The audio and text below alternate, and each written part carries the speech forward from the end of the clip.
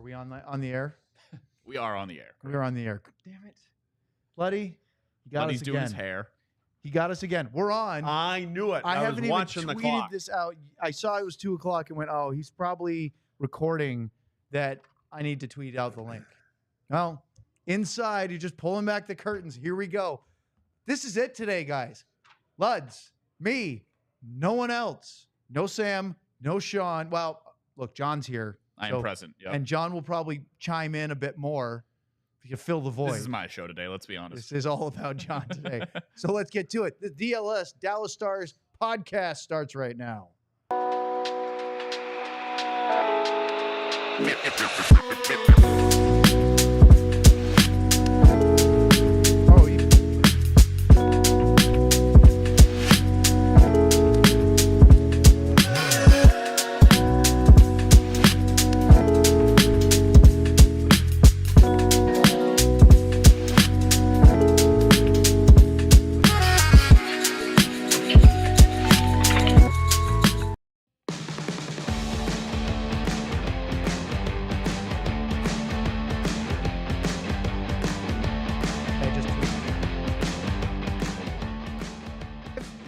We're live. We're tweeting. We're trying to get this going. We're everywhere. It's Monday. It is Monday, October 21st. This is the DLLS Dallas Stars Podcast. Trying to get my chair in the right place. We're manufacturing things to talk about because all they do is win. All they do is win. We need that song now, John. What? All we do is win, no matter what. See, there it is. We go up. I think I kept it under 7 seconds. And so we stay there. The YouTube algorithm won't catch us. We won't get in trouble for that. Well, we are here on a Monday, and sadly, not that Luddy's here. Sadly, it's only the two of us. I'm thrilled that you're here. Yeah. But no Sam today again. He's still on the IR, although I hear he might make an appearance tomorrow. TBD. And then Sean, of course, is only here a couple days a week. Today would be a great day for Sean to be here since Sure Sam would. isn't. Kind of let us down a little bit there. He's making a habit of that. We're lucky if we get him twice a week. And he's got so many good stats and boards and numbers. We didn't even use the charts he sent for the last pregame show. Yeah. We didn't have time. I think he was disappointed. You think so? Yeah, I think he likes using those boards. Yeah. It's like the guy on CNN that has all the numbers about the 50% and 41%. Doing all the different stats. Yeah, that guy. Yeah. Well, Oh, unfortunately. that dude's from, the election guy? The guy who does Yeah, the election that map? guy. He's from Dorchester, Massachusetts. Talking about Kornacki? No, Kornacki's NBC. John Same thing, but NBC. King? John King. John King. George Have you guys, Chester, Mass have you guys native. heard this is a hockey show? Yeah. Okay, we don't You talk brought up about John it. King. You're the CNN. one that brought I up wasn't the going to go election there. I board was just guy. trying to explain the stats. All right. Well, hey, today we will talk about the Dallas Stars a little bit. I think we should probably touch on practice notes real quick, and then we can look back at last week a little bit. So I was up at Frisco at the Comerica Center for practice today. Matt Duchene broke a pane of glass. That's the second time in this year so far that they've shattered one. And it's always at the one closest to the lobby. I don't know why. Why don't we see the end boards breaking at the far end of Comerica Center practice right He also broke Stuart Skinner and the Edmonton Oilers. Oh, but hearts. yeah. See, that one didn't go over anyone's head. And it doesn't look like he shoots the puck that hard. He just puts the puck in the right spots all the time. You know what I mean? Like, yeah. You know, the good goal scorers say you don't have to shoot it hard. You just got to put it in the right spot. But that first goal he scored the other night looked like it was in the right spot for Skinner, but then his glove disappeared. So anyway, and you did. You want to talk about what Jake said? Yeah. Let's talk about what Jake said when you brought it up. But Sean said no pro goalie. He didn't say NHL goalie. Professional goalie should give up a goal from that distance, which was Duchene released it above the top of the circles. Let's talk about the distance above the top of the circle. Well, I've had a chance to chat with Jake for a few minutes today, and obviously complimented him on his fine play so far. He's looking fantastic, and I think everybody is well aware of how good Jake looks. I mean, if he doesn't play the way he did against the Oilers, the Stars are down 4. I'd argue how many games have played? 6 now? 6 games. 5-1? 5-1. I'd argue maybe 3 of those 6 that he had to be really good. Sure. Yeah. Yeah. And the posts were good to him, right? He's had in the first 2 games they hit like 6 posts. I think we had the count of 8 for the first 2. So the Islanders and Nashville for sure, and Edmonton would be the third. He was good early in that game. Obviously, he didn't play the other 2 games. Right. So that's 3 starts. He's been really good all 3. Yeah. And like the Edmonton game in that first period, a little bit into the First into the 30 second. minutes. He was fantastic. So anyway, I asked Jake about that goal, the one that Stuart Skinner missed, Matt Duchene's power play goal. And he said, don't be so quick to jump on Stuart Skinner. Maybe it's the goalie union sticking up for each other. But he said that's a really tricky shot for a goalie. And what he's talking about is ones that are just under the blocker.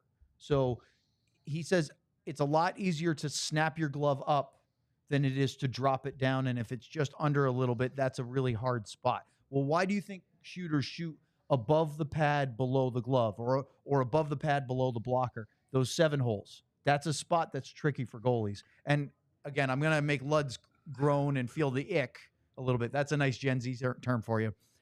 As a soccer goalie, we always taught and we're trained to get low because it's easier to load up your body and spring up for a shot that's higher than it is to, even though you have the assistance of gravity, it's harder to get your body down to the ground quickly. It just takes more time. So if you start low, your hands down, and there's a shot up, I mean, you're a big baseball, softball guy. You get your glove down. It's easier if you get a bad hop to snap up and knock it down than it is to try to have your glove in the air. Not if you're as quick as a cat. I mean, you watch one fundamentally sound infielder. No one's holding their glove up by their knee when they're ready to field a grounder. You get that always thing on start the from ground. Yeah. So that's what Jake is saying in some sense. Goalie union sticking up for. I'm Isn't just that the saying. same goalie that outplayed you in the playoffs last year, Jake? And you're sticking up for him? I don't care. He's going to outplay him if he gets a chance this year. He did already on Saturday, didn't he? Yeah. Not even close. Again, from outside, I mean, let's just give him the benefit of the doubt, the top of the circles. And there was nobody in front of him. I'm going to say that Jake is Minnesota nice. Okay, that's you fair. want more That's fair. vitriol in your NHL, don't you? It's still hockey. Hockey guys hate hockey guys if they don't wear the same jersey. That's just the way it's supposed to be. So regardless, I look around and I look at it, and we looked at it I don't know how many times from different angles, and I just think it was a save. And I can understand it, like I said. Skinner! If there was somebody there now, which clown is that? Which guy is that? That's from The Simpsons. Okay. It's the All right. Homer. I know that. No, Homer? that's the superintendent. Oh Jesus. Okay. Yes, he's Principal Don't Skinner's look at me boss. for that. Sean Shapiro specifically requested that for post game. So Yeah, well, he got it Okay. more than once. All right. Well, I'll leave it alone. Well, this is the guy, folks, just for the context here. This is the guy that doesn't want to see or commingle with the other team of an alumni charity game before the game. I hate it. I do. He wants this to the social time to be after the game. I don't mind that. And a lot of times I never even did that. But, when we do our alumni games, the ones that we do after the Stars play those afternoon games. You got one this year, I'm sure. Yeah, we have something. I don't know what it is. Yeah, but you'll play it. But- and we'll cover it. We'll but send our social team out there. And this has happened for the last 2 years or 3 years. We've been doing this for a while. And I get down to American Airlines, and they got your bags in the locker room. We go in there, and I walk through the doors, and there the other team is. Like, they opened up the partition between the two things, and we're all there on that side of the room. We're on this side of the room, and I'm looking around. I'm like, whoa, like what? It's got to be a joke or something. Like, what are we doing? And then it's just chatty as you go out there, and I mean, it's a friendly game, anyways. That's what I mean. But you still don't like it. I don't. I mean, now, that being said, the night before, we have a beautiful alumni room at Farmers Branch, and we got the showers and the saunas, and we got a bar in there, and we got toilets in there, all that kind of stuff. All got the toilets. we call these prerequisites. Thank God. Yeah, we got a couple toilets, and we have an event the night before. So all the guys that come in from out of town, it's catered and food and all that kind of stuff. We have a great time. But the day of the game, I don't get that. So anyway, my thing. You're programmed to get yourself ready a certain way. Yeah, aren't it's still you? old school. Yeah, you'd like to sit there and just be quiet, and and then you're sharing your beer at the same time. They come over and grab a beer out of your own little coolers. what do you sit in the corner of the locker room, like blaring Linkin Park? Well, not that but just for example, Linkin Park. I know Linkin really Park. What are you that's talking classic about? rock now. We've moved the goalpost on what is not classic rock. But are you sitting there in the corner of the locker room with the headphones on and getting in the zone before you go out? No. to the alumni We games? got the big boom box. Okay. Oh yeah, What are you they playing? have to listen to our music. That's the only good thing. But Pantera. they're all in the same genre anyway. So anyway, but we It's always have a good time. By the way, for those of you that don't know, the DJ who's in charge of music in a dressing room is a big deal. Absolutely. and it's a serious job. But you have to, you got everybody else in mind too. When I was doing it, I would just ask guys, what do you like? What do you, what, and they were cool with, you just stay in that. We were the rock stuff. Yeah. It wasn't some of the, what's You weren't- like you're Gloria, big- like St. Louis, your but that buddy took him to a Hully's doing Stanley. all the Gloria Yeah, but singing. that took him Bring to a that up, Stanley please. Cup, right? So yeah, and there's some other, strange music, but Well, the it's fine. Stars each year. We're getting way off topic, but it's okay. We It's don't even fine. have topics. So how are we getting off topic? Well, because we were going to talk about practice, but we didn't make okay. it that far. We're We'll talking get to about it. practice, not a game. We're talking about We're talking about practice. practice. Let's talk music. The Stars have had a different victory song in their dressing room in the last couple of seasons, and I wonder if that's gone on before that. We just didn't notice, but a couple of years ago they played that "Obla Di Obla Da" song by the Beatles. You would only hear it belting out in the room at the end of a game if they won. That's a bizarre victory song.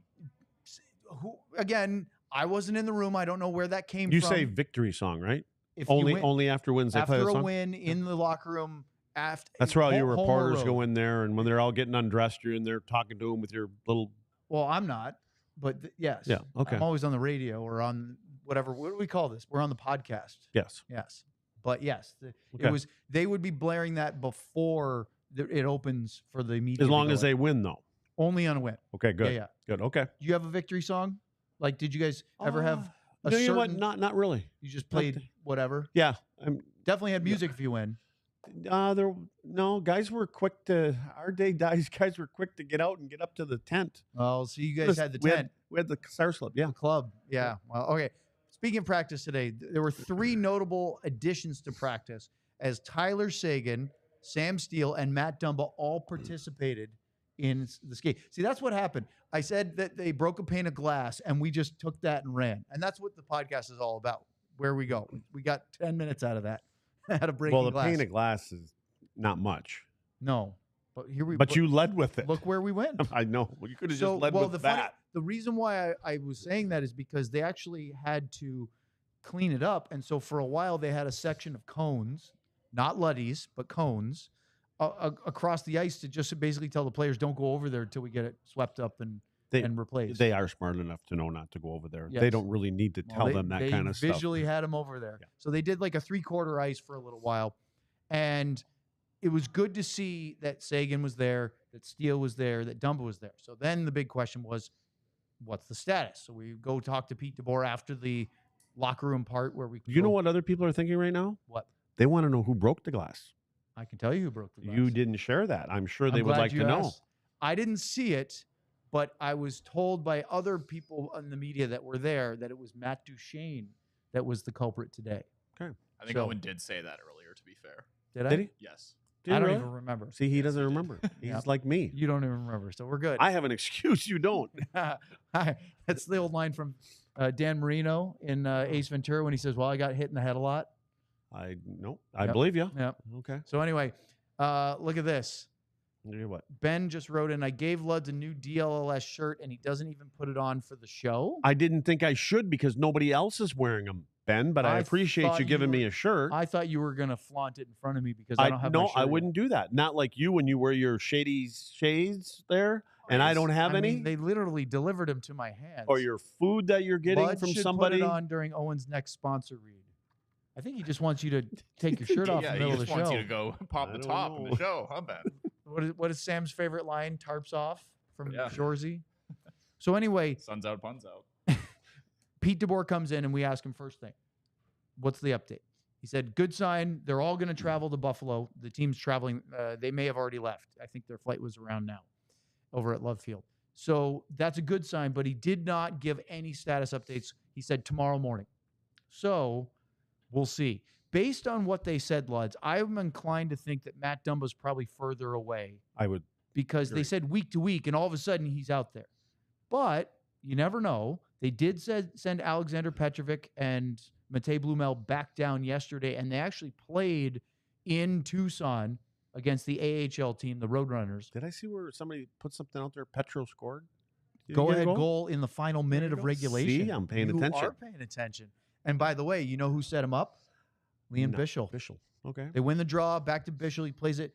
Petro wrist shot from above the circles. It went in. Doesn't But matter. I'll bet there was traffic. There was traffic. Okay. So they win the game. Here's the thing. if those two guys were playing yesterday, Blumel played in the game on Saturday. Petrovic was a healthy scratch. My hunch is, and I don't know this for sure, that they were on a plane Saturday night. Sure. That the team knew they were going to do that. They weren't flying to Arizona the morning of. And because, again, it was an afternoon game against the Oilers, so that probably is the case. But they're not sending those guys down with a road trip a couple days later if they're not pretty confident they've got some cover there. Are they at home now, or are they going to be on the road? I believe they came back after the weekend set out. I'm saying, where are they, like tonight or tomorrow? I think they they should probably be back a couple today. days off. I'm just wondering if we're reading into maybe Dumba's ready. Well, maybe he's closer. That's my question. Yeah. Is that maybe he has Sam Steele and Tyler Seguin. We won't know until tomorrow morning. Mm-hmm. If they need to call a forward up again because Seguin and Steele are both unavailable, they would only have 11 healthy forwards. If that's the case, they could have somebody flying to meet them in Buffalo today, but you wouldn't notice it until they announce it tomorrow. So there's still we'll have to wait till the morning skate up in Buffalo tomorrow to find out for sure. But here's the thing. Maverick Bourque was wearing a blue jersey, which was the color of the other guys on the fourth line. Tyler Seguin was skating with his normal group, with Duchesne and Marchment. And the reason why I find that interesting is because I wonder if we might see Steele, Blackwell, Beck, and or Bourque as your fourth line, Dodonov with Johnston and Benn. Yep. And the other lines the way they are, with Stankoven on the top line, who I thought really did a number playing with Robertson and Hintz. I like that trio right now. And you've been saying that since our preseason coverage. Yeah. I think Sagan's ready, and I think Steele's ready. I mean, just again, it's hard to tell. I saw the guys last night at the Hall of Fame thing where Jim Lites and Brenden Morrow went into the Dallas Stars Hall of Fame, and they all look great. I mean, they were dressed up to the nines, kind of, from a cowboy thing. But Tyler was all, had his fancy shoes on and his hat and all this kind of stuff. So they all look good. And when I saw Tyler, talking to people, it seems like he's in a good mood and stuff like that. Not that he wouldn't be. But I would think that all kind of points to these guys being, if not that game, the next game. Well, that, and we're going to talk about this in our next segment, that the next game means a lot to a guy like Tyler Seguin. Even, we're talking about 11, 12 years later. It's been a while, but let's get into that next. The Stars have Buffalo and then Boston on the horizon here on the DLLS Dallas Stars podcast.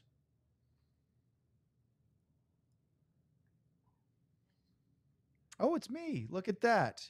It is indeed me. I'm trying to do a Sean Shapiro here and not have the copy in front of me because I looked at the next ad break where Luddy has to do a rugged road, and you don't even have to do that for another one. So we're going to be completely ill-prepared. I'm prepared. Yeah, well, me, not so much, because I have Would you like me to help you out? You want to do all the rowback? Here's the thing about rowback. We have a wonderful product, which is some of the best performance polos and shorts out there. Look, it's still really warm in Texas, and there's no reason you can't keep you going with the short sleeves. Great golf apparel, performance hoodies when it starts to get a little cooler. Luddy, my favorite part of the season, hoodies and shorts. Flip-flops, hoodies, shorts, because it's cool enough that you want to layer, but it's warm enough you can still wear shorts. I agree, but no flip-flops. Barefoot. You go barefoot. Well, yeah, you've got a tougher foot. Anyway, look at the code at the bottom. Use the code DLLS20 for 20% off your first order. It's a very generous at rowback.com. That's spelled RHOBACK.com. 20% off all polos, hoodies, and shorts using the code DLLS20 for the perfect blend of comfort, style, and versatility. Make sure to check them out, and they will have you ready for whatever travels and activities you have. And now we're going to talk about Sleeper. With Sleeper, you can get your $100 off your first deposit match. And again, I'm all over the place here because why? Because Luddy's gum smells pretty good. My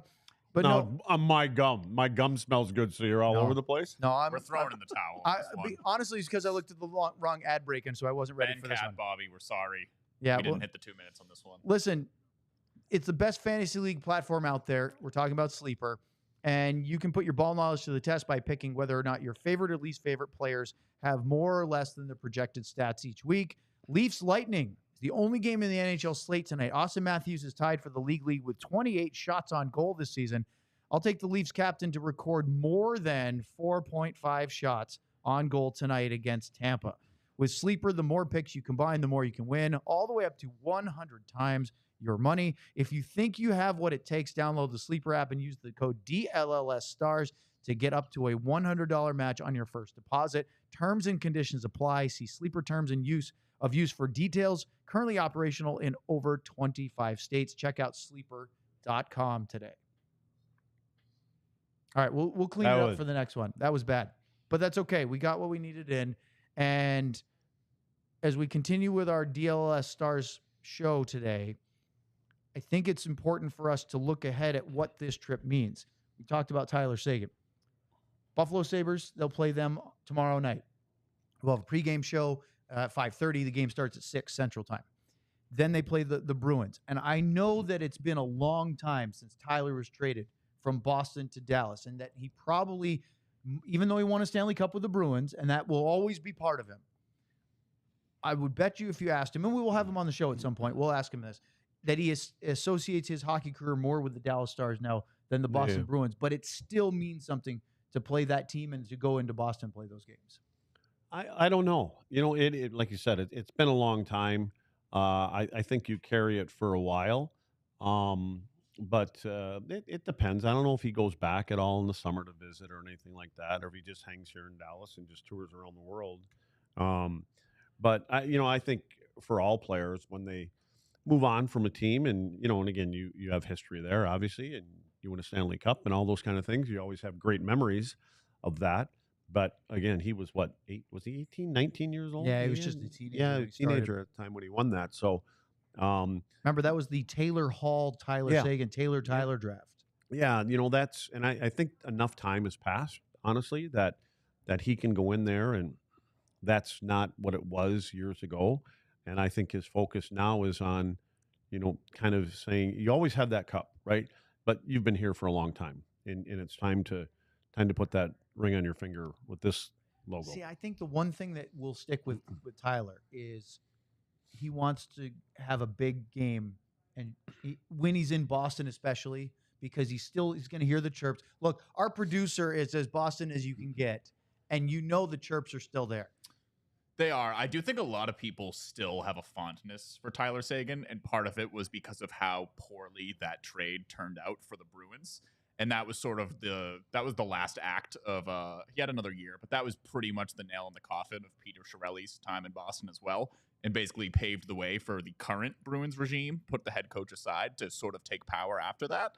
I still have a fondness for Tyler Seguin. I was just gonna ask you, do you happen to have a Seguin number tattooed on your butt cheeks or something like that? I don't, but I was 14 when they won that cup, so that was me sort of getting into hockey. And Tyler Seguin was sort of like, it's a good way to do it in 2011. He was the good-looking young guy on the team, high draft pick who everyone wanted to be successful, and he was a very easy guy to like on that team. And especially when I think it was Nathan Horton got injured. Tyler may have moved on, but our producer hasn't. I told you they love him, and they love to chirp him up in Boston. No, I really liked his game, and I was bummed at the time it didn't work out for the Bruins. I thought the Louis Eriksson trade might be a decent trade at first, because what it came down to was the argument a lot of people in Boston make about Tyler Seguin is that Tyler Seguin would not have turned into the Tyler Seguin he is on the Dallas Stars had he stayed in Boston.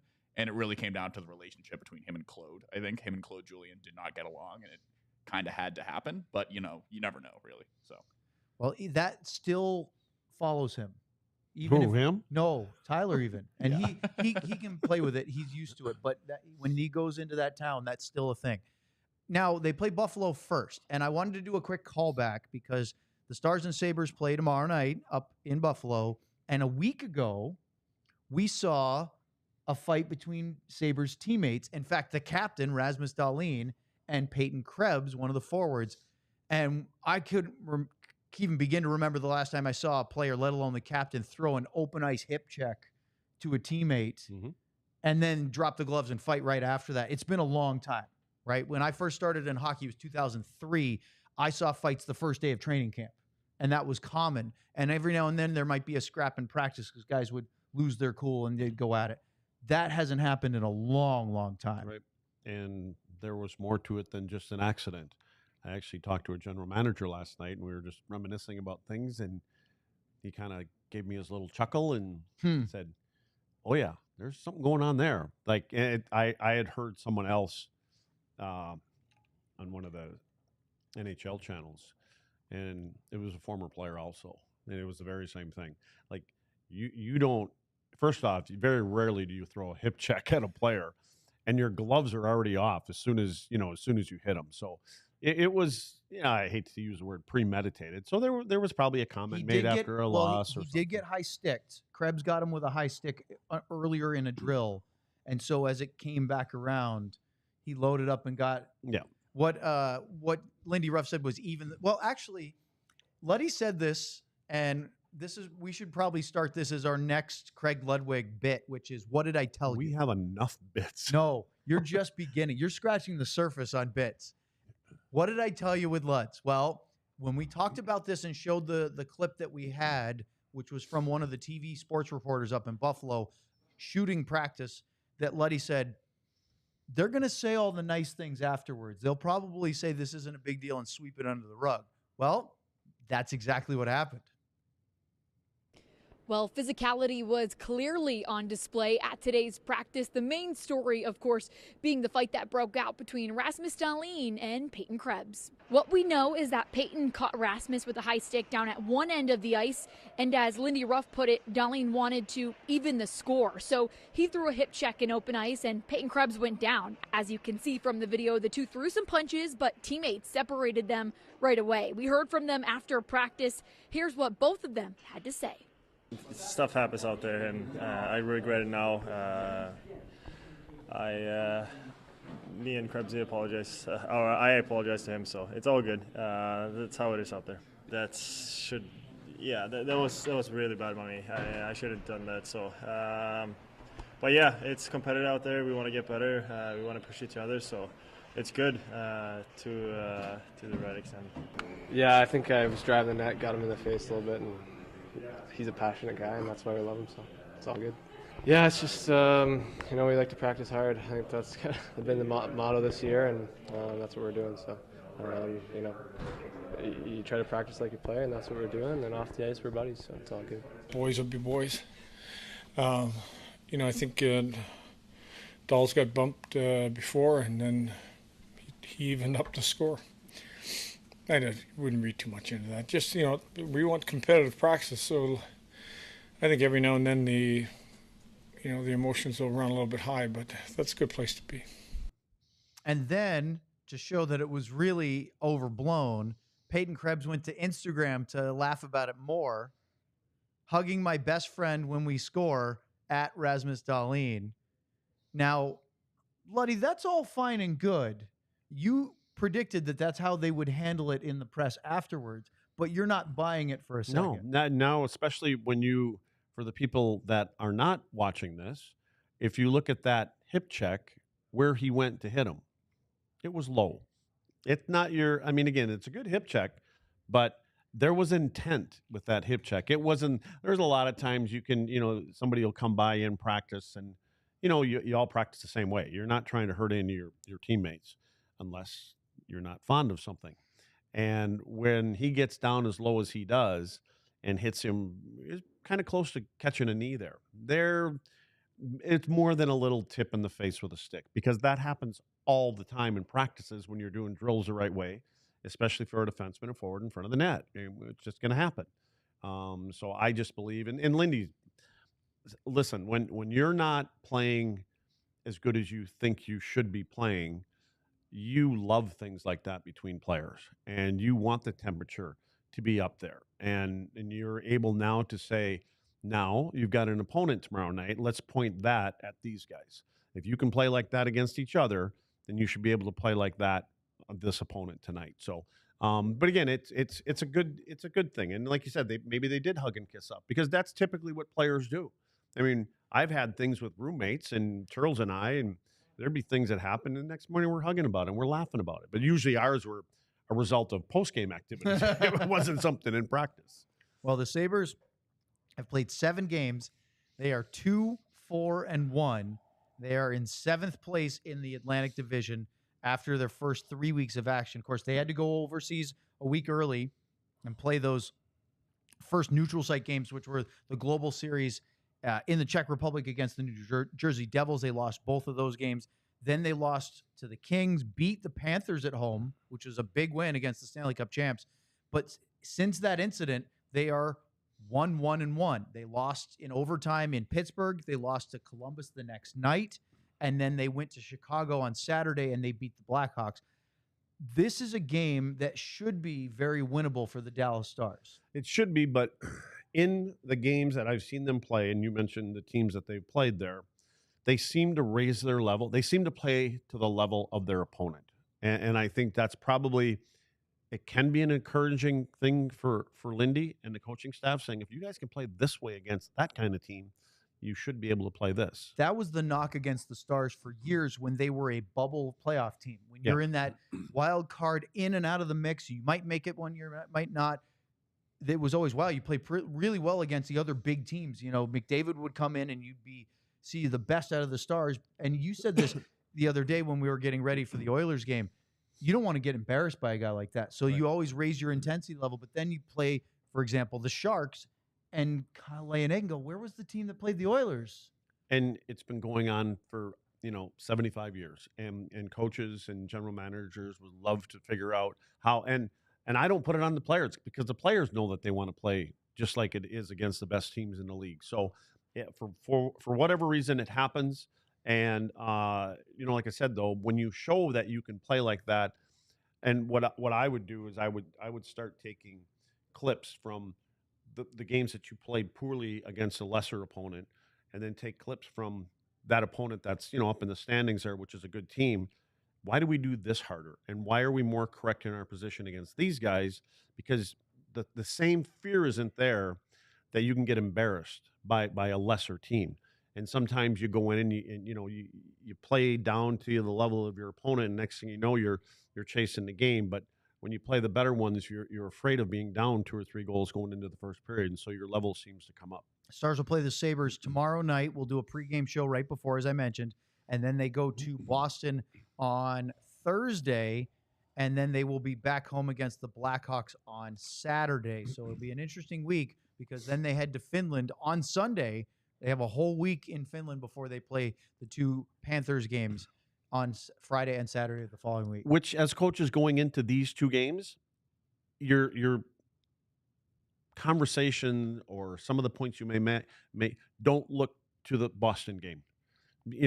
That's a good opponent. Obviously, they've had a lot of success. Arguably the best of the 3 they'll play this week. Correct. And so let's not just be looking at, don't look past the Buffalo. Don't look at the records.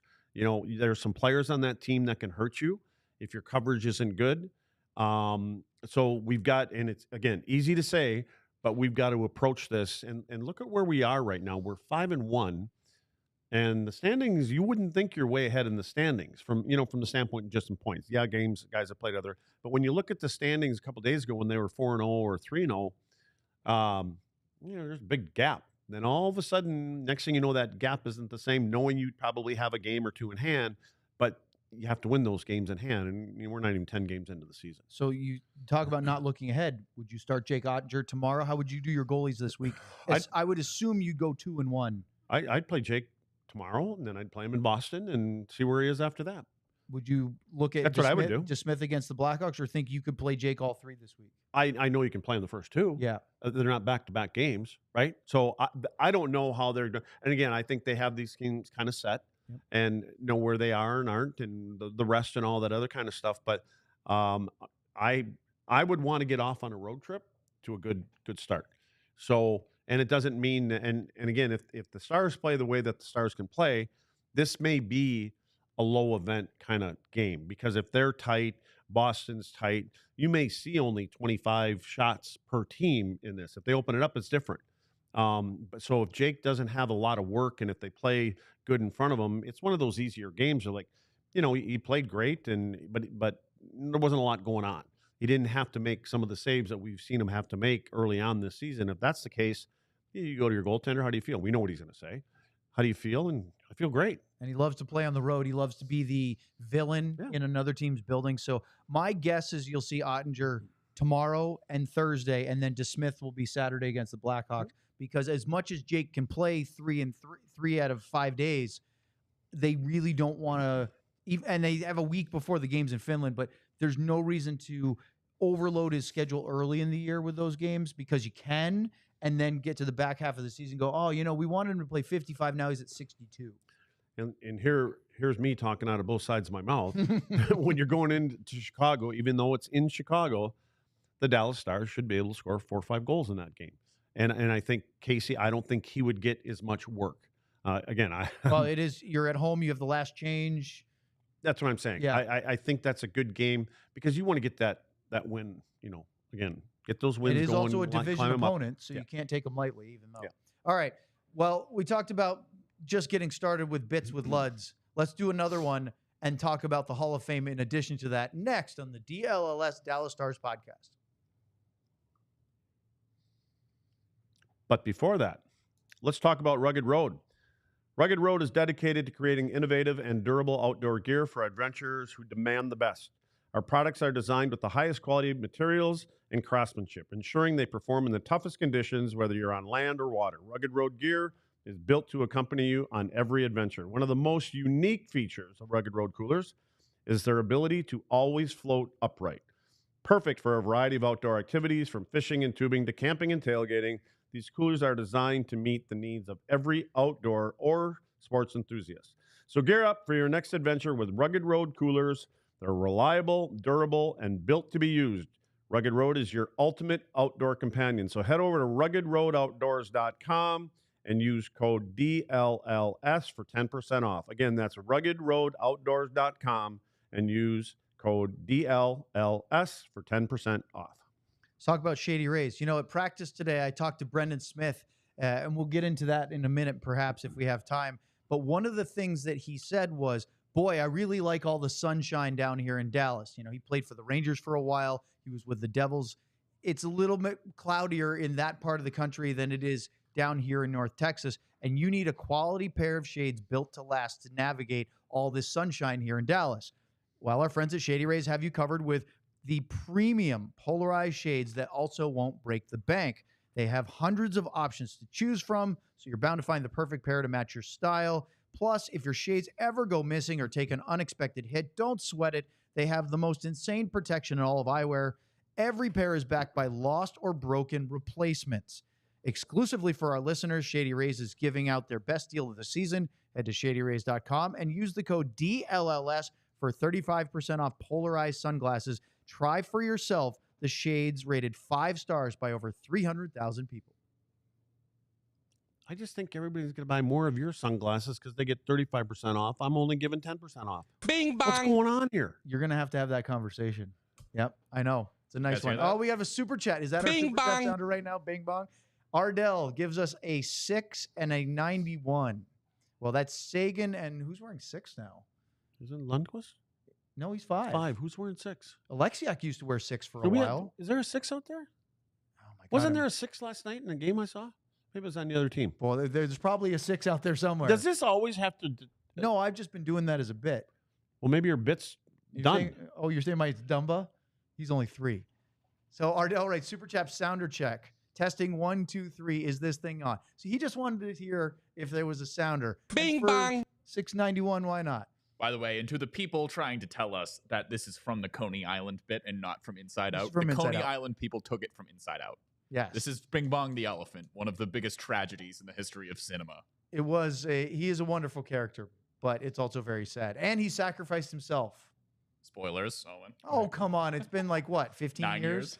Is it? Not even 10? 2016, I believe, Inside Out. Wow, man. I remember my kids watching that a lot. Still haven't seen the second one, though.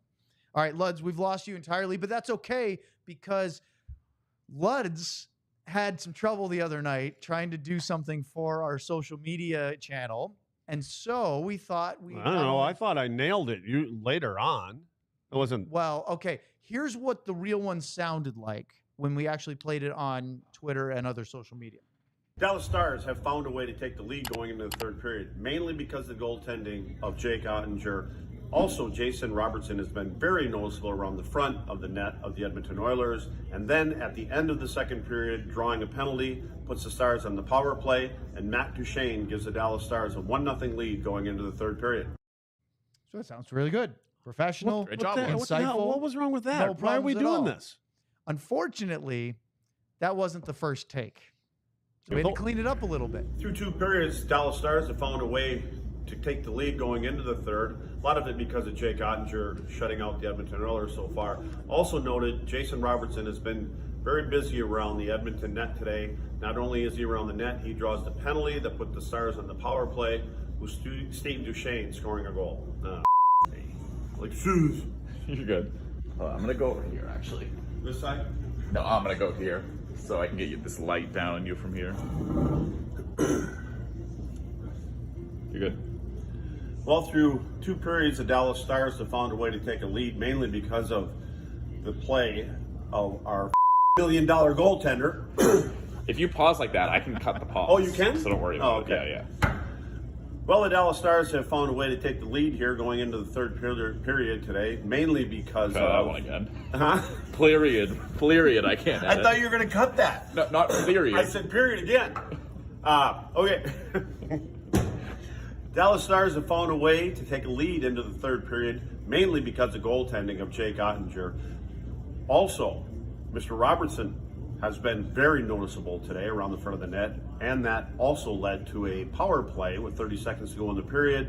Steve Duchene puts the Stars ahead 1-0 going into the third. Say it again at the end. You said Steve Duchene. Why the would I be thinking of Steve Duchene? I don't know. Just start with Matt Duchene. Matt Duchene. Yep. Like, should I keep going, or are you just going to slice that in there? No. Okay, Matt Duchene. Dallas Stars have found a way to take the lead going into the third period, mainly because of the goaltending of Jake Oettinger. Also, Jason Robertson has been very noticeable around the front of the net of the Edmonton Oilers. And then at the end of the second period, drawing a penalty, puts the Stars on the power play, and Matt Duchene gives the Dallas Stars a 1-0 lead going into the third period. Nailed it. We do it live. He did it live. Well, Luddy, I see you have a dunce cap on, or the whole paper bag. It's spelled differently, even if it sounds the same. Steve Duchene has an S in it. Matt Duchene does not, but that didn't help you in that moment. Dukey's a good friend of mine, Steve Duchene. And I don't know. I got lost. And, you know, did the Bishop one come up? We didn't play the Ben Bishop one, No, right? we didn't. That one we said the chat's talking about it, so they're aware Okay. that happened. Yeah, so just That's the FYI, one just where to you get said it out Jake there. Oettinger.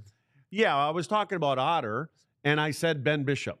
And that was me, and I couldn't figure out why. Well, before we did the show, I couldn't figure out why I would say Ben Bishop, and going, oh, that's odd. I was just talking about Ben before we were out there. And so That apparently, was my fault. I planted the seed in your brain. well, no, it wasn't. And I just think there's some similarities. And by the way, I talked to Ed Belfour last night about Bish and Otter, and he had some very complimentary things to say about both of those guys, because I didn't realize he was coaching Bish when he was in St. Louis. Okay. Army had hired him and brought him in. So anyway, Boy, it's in such my a small defense, hockey world, isn't it? you planted a seed. I did. And that one. The other one, no excuses. Well, I think this is a good time for us to segue into what we were actually going to talk about, which is Luddy and the Dallas Stars were all part of a big Hall of Fame induction ceremony. It was last night. It was part of Hall of Fame weekend.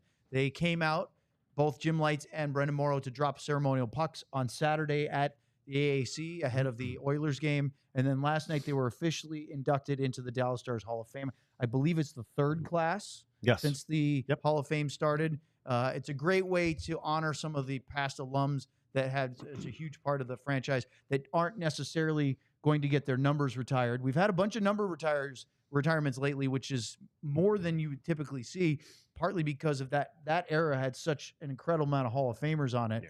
But what was the event like for you last night? The highlights, and just tell us the general vibe of how that went. Everything that the Stars do, it always ends up being a great night. It was at Gillies, and it was a Western kind of theme. So Pete DeBoer and all the coaching staff and Jim Nill, they were all there. The players were all there. last night, Jimmy Lights and Brenden Morrow were honored. They're going into the Stars Hall of Fame. It was nice because I was at a table, and it was Darian Hatcher and Heather, his wife, Yuri Lettinen. Letts was there. His wife was also there. Eddie Belfour was there. Bob Basson was there. Didick was there. Russ Courtnall was in town. So it's nice seeing, the guys from the Did past. I hear that James Neal was made an appearance? He was there. How about He wasn't. the real deal was there. He wasn't sitting at our Real deal table. deal. He was sitting over there in the other side. And so, yeah, a lot of guys are coming back, and that's and they do that because of the way the organization has treated them. But they both get up there. Razor actually introduced Jim Lights, and Razor told a story about when he first got to Dallas and had to do a contract with Jim and all this other kind of stuff, and he politely talks about how Mr. Lights has the gift for gab and can talk, and it's amazing when Jim got up there finally after Razor was done and started his speech, and he said this is going to take a little longer than usual, and it did. And he started in Detroit, and Mr. Devellano was obviously a big figure in his life, and Mr. Illich from the Detroit days, and then he kind of moved on to on to Dallas, and Mr. Green, Mr. Hicks, got into Jim Nill. So he thanked a lot of people. And then he even went into the sales staff, all the people that when they got here talked about all behind the scenes, starting a new team. And then when Mr. Glardy took over and, the things that he had to do there. So it went on for quite a while, but you can see why. It's amazing, though, when you listen to Jim talk, all the things that he's done. Being involved in the NFL and in different areas of his life. He's still involved with the Victory Plus deal. Yeah, he talked about that Let too. me ask you a question about Jim Lights, because Mike Heika, who writes for the Dallas Stars website now, used to be the Dallas Morning News beat writer for the Stars for years and years and years. He wrote a great piece on the Stars website about these two, about Lights and Morrow. And he talked about showing up in, I believe it was in Valley Ranch, at the practice facility, the only rink available when the team moved from Minnesota to Dallas. So you were part of this. And apparently the ice system that was there was not up to par for an NHL practice facility, and they had to get it replaced, and they were able to do it literally with days to go before training camp began. And I believe there were some other parts that they had to get renovated as well. But I think the story said that you guys were actually training in trailers. Well, changing in trailers, we were getting dressed, in like 110 degrees because the locker rooms weren't up to snuff. And that Jim Lights was a huge part with some of his construction background of trying to get things done when there's a problem, he was the solution or the fixer. Right. And he went through all those things. We went through them too, first at hand. We were dressing. When we first got there, we were dressing outside. They had trailers outside. The building needed to be revamped. And I'm sure the air conditioning worked great. It was not good. And so that's when you're kind of thinking, what the hell are we doing here? Like, what's going on? And but you could see how hard they were all working. They ultimately had all the offices were up there, which was kind of weird. When you're a player and you're practicing and you got the GMs in one window over here and you got the president in this window here, you could see all the people, all the staff was working. They'd be walking back and forth during practices. And we know how you feel about distractions. And I'm not into them. And I'm my own distraction, though. That's the problem. But no, he's done so much, and he can speak about so many things because he's been there, done that. And like I said, it went on for quite a while, but it was all interesting. And he had so many people he needed to thank and go down the road. And then comes Brenden Morrow. And the guy that introduces Brenden Morrow is Brett Hull, which Hully can be a treat too. And Hully walks up on the stage, and as soon as he gets up there to start talking about Brenden, the first thing he said, he goes, "Thank God he didn't go on for another 5 minutes, or Brenden Morrow wouldn't be going in tonight. He'd be going into 2025. So it was a great way for Hully. That's a good line. Yeah, it was awesome. He had the crowd, and then he started in, on Brenden, and and I didn't realize they're as tight as they are. I know that they're good friends, but Hully went down the road with all of that. And so then Brenden got up, and Brendan's was obviously a lot shorter, and he started out by saying, "I'm going to try to shorten this up, folks, because I know you all want to go. At least get to Larry Fleet and the band and everything." Well, he had else. a great line the day before. He did that press conference at the AAC and said, I was pretty nervous. I don't like public speaking, and I feel like most of my buddies are coming in just to see me screw up my speech. Yeah, well, he addressed them right off the bat. I too. bet he did. Yeah, he did. And he had them all sitting there, and he got a little choked up when he was talking about his mom and dad, understandably. And then obviously Anne Marie, his wife, and the kids and things like that. Carbo was here. Guy Carbonneau was here. Carbo wasn't at our table because he was at the family table. Who, by the way, he's the father-in-law now and ex-teammate. And Carbo's coming here because his younger daughter's getting married this weekend. Fun. So he'll be back. He's heading back today, and he's coming back. So it was really the past and the future coming together. Really, when you saw some of the guys that were back that we had, and again, they put a great event together. They always do. Josh and Razor emceed the whole thing. Players all came out, and I said to you today, you look at some of these kids. They are kids, and they come out, and they're different shapes than we were. You know what I mean? They're unbelievably in shape, but they're just think about some of the guys. Smaller. Wyatt's not a huge guy.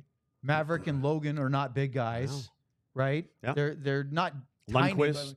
Yep. Yeah. These guys aren't. There was a time, and I want to say it was because of. I mean, you're in your era for sure, but then again, in the around 2007 for a chunk when the Anaheim Ducks won the Stanley Cup, right, and they had a massive lineup that the league then went, oh, we need beef. And so they all started drafting these huge monster guys, and that went that way for a while. And it's changed since then. Now they still have plenty of guys with size. And I watched Matt Rempe fight Ryan Reeves the other night, and that was two huge guys. I haven't seen Ryan Reeves look small in a lot of his tilts during his NHL career.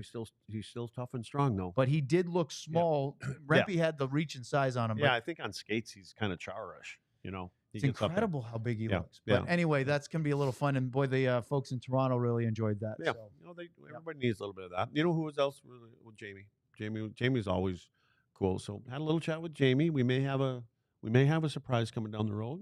Sounds like I would love a surprise. And you know what's funny? I mentioned to Holly and Brenden and all these guys, and well, come on, anytime you like. See, I can talk to some of these guys, and they might say, but you're the perfect vessel to convince them to come on our show because I told them we have Herman Marshall as a sponsor. Well, see, you know how to sell it, and they have a lot harder time saying no to you than they do to me. Yeah, but it's another thing getting them here, because they're no different than the rest of us. You know, you got to stay on them, and all of a sudden golf comes up or something like that, and we're like, well, no, this is a little different than just going down and sitting on the corner doing something. We got a big thing going on here. Yeah. Come on now, guys. So, but no, we'll be fine with those guys. So, but again, like I said, it's amazing. It's not amazing, but it's everybody in that room believes in this team this year. It's incredible, and you can feel it in there. And it's not just a bunch of homers going, yeah, rah, Stars. No. And you can feel it. I think you can sense it from the players too, which is pressure, but they've been through this now. I think they understand the pressure. The pressure is supposed to be a good pressure, and they know that it comes with it. So, again, we're early into this thing, but we like what we see so far. Up next, let's talk some NHL news and notes and another callback from a previous show here on the DLLS Dallas Stars Podcast. But first, we have to tell you about the Die Hard program. Boy, we're not advertising this aspect every time, but John and Luds met with Jimmy and T Farmer, that was Tim, last Saturday. You guys had a nice little time. That's where you got your fun hat that you used again today. So, yeah, we can show them the front of it. Well, we could. No, but we're didn't not think gonna, it was appropriate. I didn't even right? get it. And then, of course, they got a little tour of the facility. That was not planned. It was just something that happened. Great stuff of being a diehard. We welcome you into the community. So you use your annual subscription to not only it's not a guarantee that you're going to have lunch with Luds, although that was fun.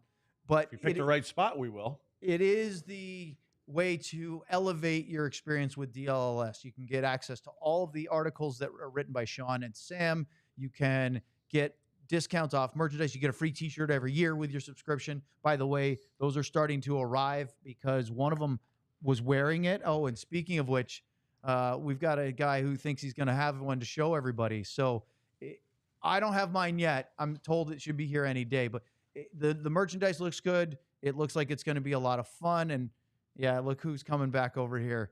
He has his now. I don't have mine. This one's going to fit.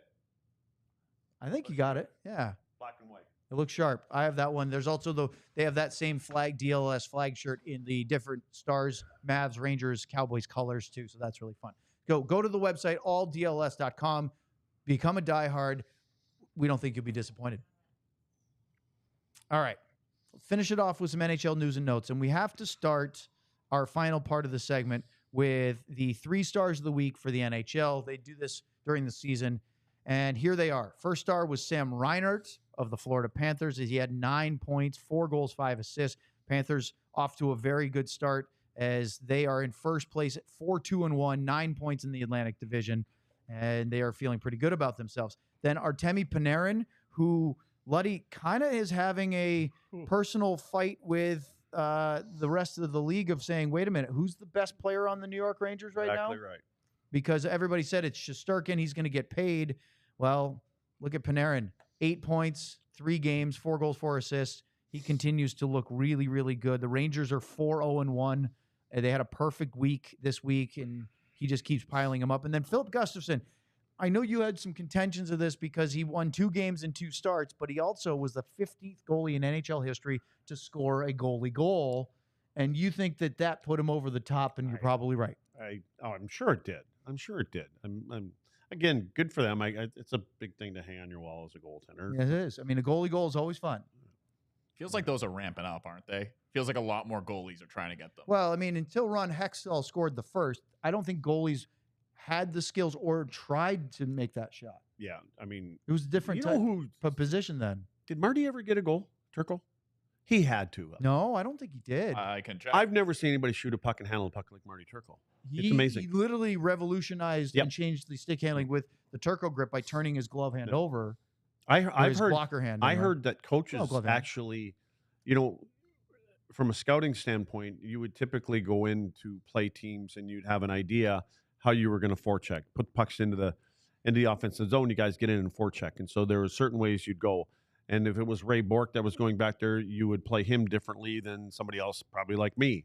But they would forecheck when Marty had the puck. They would not go to Marty. You would just stop. And you're saying they cover the wings. Game plan, yes, for Turco for Marty handling the puck. Because if you went at Marty, he would just send a pass right by you, or he could send it up the middle of the ice like a regular player could. So, and it surprises me that Marty wouldn't have had one even in the minor leagues or something like that. Because man, and to this day, when Marty comes out and skates with us, like in our alumni teams, he doesn't play goaltender. He plays out. And Marty can dangle. He can dangle as good as he thinks he does, but he does. Likes to skate. Yeah, he's enjoying that part. I've played with him a couple of times. Well, he's got his hip done too, so he's just kind of getting back into this thing. See, I haven't skated with him for a little while. He was playing D/forward. I've seen him in the pipes. He's brilliant when he would do goalie for the alumni game and be mic'd up. Yeah, because he would literally do running play-by-play, and it's hysterical. But there comes a point with every goalie that they go, I can't do it anymore. Right. Like that's the one position that you can't do when you're 80. Well, Marty leads off with talking. Everything. Marty, I mean, that's why he's been such a plus for the organization because he gets out there, in the community and he loves talking to people. And he can fire a puck, man. Quick glance at some John's got something. I've got it. So Marty Turco, at least in the NHL, did not score one. I think quick math, is it 18, Owen, total goalies that have 15.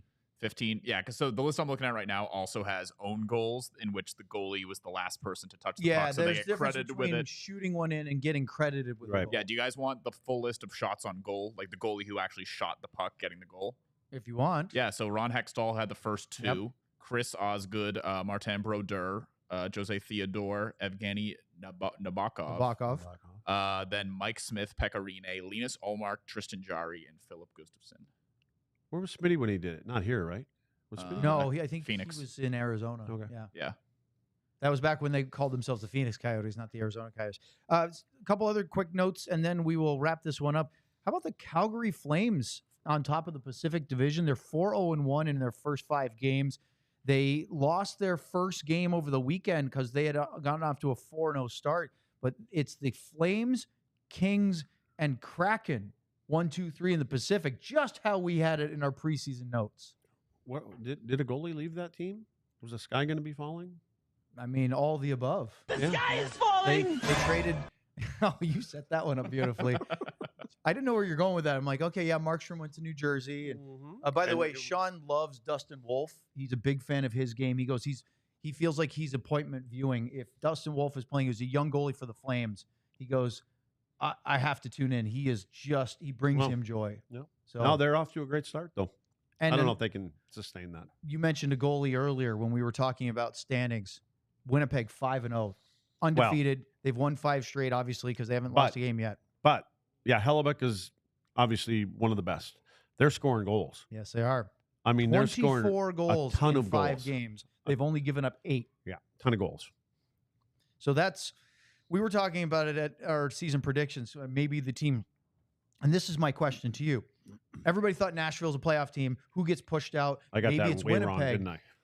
Did we overhype the Preds because of their offseason additions, or is this just them figuring out because Nashville has not won a game yet? In fact, they are only one of 2 teams in the NHL without a win, and even the San Jose Sharks have points. Well, the good news is Stammer got a goal, right? So Stamkos is off the schneid.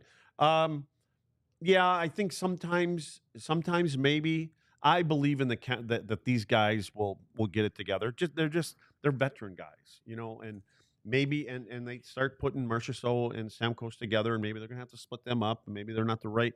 I don't think they have a second line center. They were hoping Tommy Novak was going to be there, and maybe he's a great player, but it's not easy. And you hear other people say how hard it is to find top 2-line centers, right? Yeah. They're a hard combine. So is finding top paired defensemen and finding your number 1 goalie. We all know this. It's not a surprise, but we always say you can't make the playoffs in the beginning of the year, but you can really hurt your chances.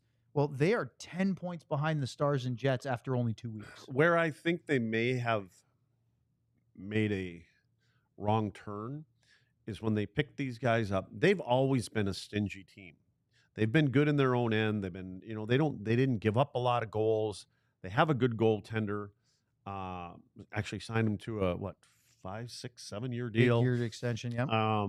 I just think that they thought they were going to be a different team. Now, a new coach, even Barry Trotz, the GM, his philosophy was hard to play against.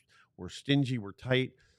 Trotz wanted to come out, and he said it publicly, wanted to have a little bit more of an exciting team for the fans in Nashville, which is a good thing. But maybe they've lost what their identity was and how they were hanging around and getting closer, and they kind of did a 180. Maybe they have to go back and say, listen, this isn't working this way. We're not handcuffing it, because you look at Stamkos and, like I said, Marchessault, those guys played on a couple teams in Vegas and Tampa. They had good goaltenders, and they were hard to play against, and they weren't all about putting up 7-8 goals a night.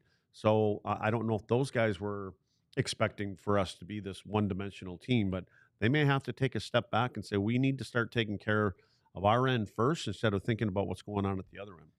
Third highest goals against in the Western Conference right now, Nashville, 23 goals against, the most in the Central Division. Only Edmonton at 24 and San Jose at 26 have more in the conference. The worst team actually is, believe it or not, as far as goals against, the Pittsburgh Penguins, 31 goals against. The good news for them is that they've scored 24, so that they're staying in games, but they have an issue with Tristan Jarry right now, as they cannot get their goalie to stop the puck. Yeah, and again, they Crosby's Crosby, right? He's gonna be like that till he's done playing. But Letang, Malkin, and they didn't get off to poor starts, but I think that, it's funny. I think they both got a goal the other night, and one hit 1,600 points. It was Crosby's 1,600 one was 500 goal, Malkin's 500 goal. So same game. Nice for that to happen. They're probably going to go in the Hall of Fame together if they end up retiring at the same time, which would be cool. But I think some of the steam's going to come out of that team, and I don't see them as a playoff team, my opinion. On the other side, Colorado lost their first 4. They've won 2 in a row. That's a team that I think isn't panicking just yet. They didn't like the start, but even they have 2 more wins than the Nashville Predators. Is Cale Makar at the top of the standings when it starts coming to points? I think Makar is up there. It's funny, he's had some and when you watch those guys play, you can tell McKinnon and Makar are trying to do too much, and it's out of trying to get them out of the hole that they were in. And when they're trying to do a little bit too much, they were turning pucks over. Makar led to a couple different breakaways, but I think they're racking up some points. Yeah, Makar has 12 points. He's tied with Sam Reinhart, who was the first star of the week, and Artemi Panarin, who was the second star of the week. They both have 12 points as well as Makar. Rantanen has 11. McKinnon has 11. They can put the puck in the net, but they also have a problem with goalies. Brutal goal. I mean, I don't want to say brutal. All these goalies are great, but from the standpoint of a number one guy, he's less than a lot of the other ones, and so. But you know, I think is Val back? Nichushkin? Not quite. Is he not? Did he not make it back to Colorado? I believe he's approaching being able to be eligible. Released or whatever they call it. He's got a 50-game suspension he's dealing with. So I just wondered if he was back and he can practice with the team. I believe that his suspension has got more time, but I believe he's allowed to start practicing soon-ish. I have to do some digging on that. I don't know distractions. I've heard that. Finally, just a callback from last week, because this again needs a graphic and a sounder and all that. What did I tell you with Luds? Because John, you actually should set this up because you're the one that did the research. Well, I just messaged our buddies at the ALLCITY Chicago office, CHGO, and asked them how much this, which if you're watching, you can see the beer hockey stick thing that they have at, I don't know what the name of their arena is, Owen. At United Center. At United Center, 24-ounce plastic hockey stick you can fill with beer. Yeah, so I messaged our coworkers up there and asked them how much it cost, and they said that this costs $42. Ooh. Now, we went back and watched our show last week, which would have been, were we off Friday? Was it Wednesday? It was the Ask Luds Anything segment, right? Oh, so it was Friday's show. Yeah. Right. So it was on Friday. We went back and listened to it Are before you eating, Luds? What's that? Are you eating? No, he's got gum. Oh, he's got gum. I was going to He's say. eating. Why? Do you have anything? He's tuned out already. So no, I actually just saw a picture of Holly and those guys. I was going to show it to you guys, but I can't figure out how to pull it up. We asked on the show, how much do you think this costs? Over or under $20. And Letty goes, no chance it's only $20. Yeah, it's got to be in the 30s. $42. 42. Yeah, it's a no souvenir. Way the city of Chicago is charging. I just wonder if low. is there an emblem, like is the Hawks emblem on that thing? Like a logo. Sorry, wrong one. I didn't see one. I don't think so. Unless it's on the other side. It looks kind of generic, doesn't it? Looks like they bought these at I don't know, Walmart or something. Yeah, it doesn't look like a ton. It does look like one of the Christmas if you're ones, selling it for $40 at the stadium, you can at least put a logo on team logo on a plastic stick, right? Or put a sticker. It could be on the other side. So Luddy made the joke on the show on Friday that it's too bad. He said he could have scored some goals having that. How dangerous would it have been if you had a hockey stick like that, where on the bench between shifts you could bust out a straw? I could get a DUI by the end of the first period. That's how dangerous that would be. Letty's leaning back to the equipment guy going, hey, give me a straw. Yep, thank you. That's beer league, right? Yeah, that's a beer league thing. We got our beers league on the bench in beer league. I mean, if that thing got slashed, though, 24 ounces of beer all over the ice. If it spilled. Yeah, well, if he broke it with the cross check. The second it broke, Luddy would be down on one knee, making sure not a drop hits the ice. It'd be gone way sooner than getting on the ice. There wouldn't be 24 ounces. No, it would be empty before his next shift. Well, that does it for us today. Thank you for joining us, Sam. We hope you feel better. We'll have our show tomorrow. Maybe Sam will be back as we do a pregame show at 5:30 Central Time and 6 o'clock. Stars and Sabres will do our full postgame show to follow. So for Craig Ludwig and for John Anderson, I'm Owen Newkirk. Thanks for joining us. We'll see you tomorrow. So long, everyone. We all silly like the mayor.